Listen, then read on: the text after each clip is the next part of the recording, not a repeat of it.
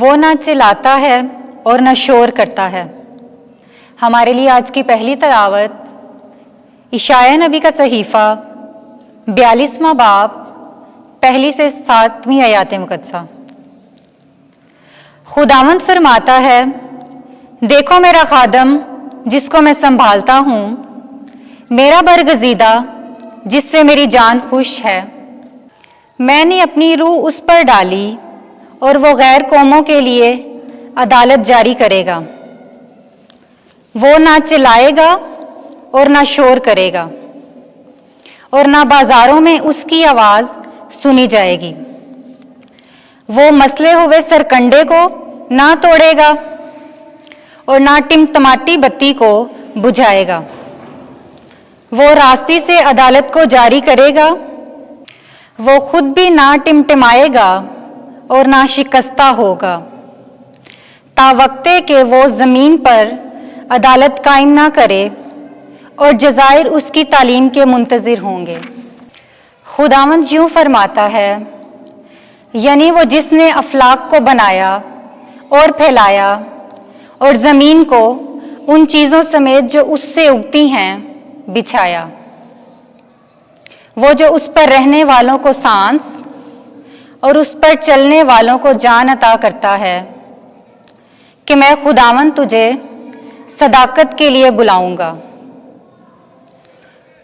اور تجھے ہاتھ سے پکڑوں گا اور تیری حفاظت کروں گا، اور تجھے امت کے لیے عہد اور غیر قوموں کے لیے نور بناؤں گا، تاکہ تو اندھوں کی آنکھیں کھولے اور قیدیوں کو زندہ سے اور اندھیرے میں بیٹھنے والوں کو قید خانے سے نکالے۔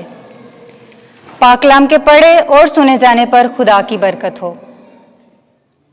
زبور 27 جماعتی جواب۔ خداوند میرا نور اور میری نجات ہے، خداوند میرا نور اور میری نجات ہے، مجھے کس کا ڈر ہے؟ خداوند میری زندگی کا حصن ہے، مجھے کس کی ہیبت ہے؟ جماعتی جواب، خداوند میرا نور اور میری نجات ہے۔ جب شریر یعنی میرے دشمن اور میرے مخالف میرا گوشت کھانے کو مجھ پر چڑھ آتے ہیں، تو وہ ٹھوکر کھاتے اور گر پڑتے ہیں۔ جماعتی جواب، خداوند میرا نور اور میری نجات ہے۔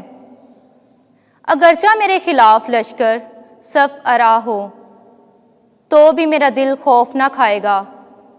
اگرچہ میری مخالفت میں جنگ برپا ہو، تو بھی میں خاطر جمع رہوں گا۔ جماعتی جواب، خداوند میرا نور اور میری نجات ہے۔ مجھے یہ یقین ہے کہ میں زندوں کے ملک میں خداوند کا فیض دیکھوں گا۔ خداوند کا منتظر رہ مضبوط ہو، تیرا دل باہمت ہو، خداوند کا منتظر رہ۔ جماعتی جواب، خداوند میرا نور اور میری نجات ہے۔ خداوند آپ کے ساتھ ہو۔ انجیل مقدس یوحنا کے مطابق اے خداوند تیری تمجید ہو۔ 12واں باب 1 آیت سے 11ویں آیت تک۔ اسے رہنے دو، اس نے میرے دفن کے روز کے لیے یہ رکھا تھا۔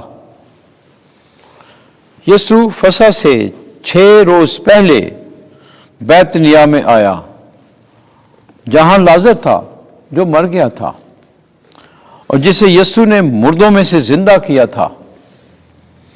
وہاں انہوں نے اس کے لیے شام کا کھانا تیار کیا اور مارتھا خدمت کرتی تھی، اور لازر ان میں سے تھا جو اس کے ساتھ کھانا کھانے بیٹھے تھے۔ تب مریم نے آب، سیر، خالص اور قیمتی جٹا ماسی کا عطر لے کر یسوع کے پاؤں پر ملا اور اپنے بالوں سے اس کے پاؤں پونچھے، اور گھر عطر کی خوشبو سے بھر گیا۔ تب اس کے شاگردوں میں سے ایک یہودا اسکریوتی نے جو اسے پکڑوانے کو تھا کہا کہ ये इतर 300 दिनार में बेचकर गरीबों को क्यों ना दिया गया?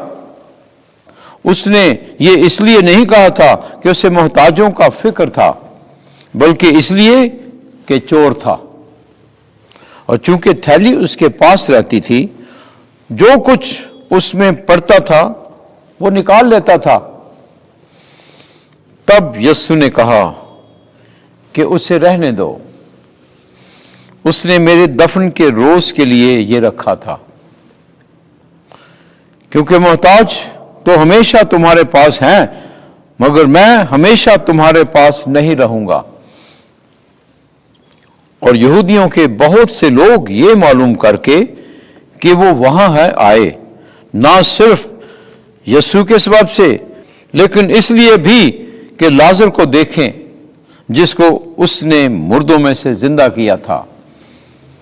तब सरदार काहिनों ने मशवरा किया कि लाजर को भी कत्ल करें, क्योंकि उसके सबब से बहुत से यहूदी चले गए और यीशु पर ईमान लाए। इंजील मुकद्दस के वसीले से हमारे गुनाह मुआफ किए जाएं। ऐ मसीह तेरी सताइश हो।